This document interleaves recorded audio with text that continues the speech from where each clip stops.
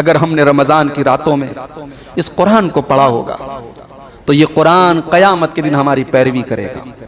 مسند احمد کی روایت ہے، اللہ کے نبی فرماتے ہیں کل اللہ کی بارگاہ میں دو لوگ تیری پیروی کریں گے، گنہگاروں، اللہ کے نافرمانوں،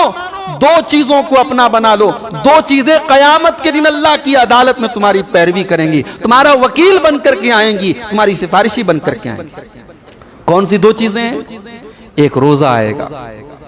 روزہ آ کر کے کہے گا یا ربی منعتہ، اے اللہ تیرا بندہ بھوکا رہتا تھا، پیاسا رہتا تھا، میں نے اس کو پانی سے روک کے رکھا، کھانے سے روک کے رکھا، اس کی بیوی سے روک کے رکھا، اے اللہ تیرے ڈر سے اس نے کھانا پینا شہوت سب چھوڑ دی، الہی میں روزہ ہوں، میں اس کی پیروی کرنے آیا ہوں، الہی میری پیروی قبول کر لے، اس کو معاف کر دے۔ اس کے بعد قرآن آئے گا اور قرآن کہے گا یا ربی منعتہ النوم باللیل، اے اللہ سارے لوگ رات میں گپیں لڑایا کرتے تھے، رات بھر لوگ آوارہ گردی کیا کرتے تھے، یہ رمضان کے مہینے میں میری تلاوت کیا کرتا تھا، اس نے اپنی راتوں کو قرآن کے لیے قربان کیا تھا، اے اللہ میں قرآن ہوں اور میں اس کے حق میں سفارش کرنے کے لیے آیا ہوں، میں اس کی وکالت اور پیروی کرنے کے لیے آیا ہوں، اے اللہ تو میری سفارش قبول فرما لے۔ اور حدیث کے الفاظ ہیں، مسند احمد کی روایت ہے فیشفعان، روزے کی اور قرآن کی شفاعت اللہ تعالیٰ قبول فرمائے گا، اور روزے اور قرآن کی سفارش سے آدمی کی بخشش ہو جائے گی۔ میرے بھائی یہ قرآن ہمارا سفارشی بن کر کے آئے گا۔ اس قرآن کو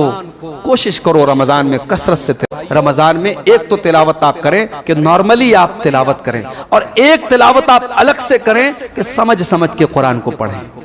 کوئی اچھا سا قرآن کا ترجمہ لے، بڑا مفید ترجمہ ہے، مختصر تفسیر ہے احسن البیان، علامہ صلاح الدین یوسف رحمۃ اللہ علیہ کی، جو پچھلے سال کورونا کے دور میں جن کا انتقال ہوا، بڑی آسان سی تفسیر ہے، ہر جگہ موجود بھی ہے، آپ اس کو اپنے مطالعے میں رکھیں،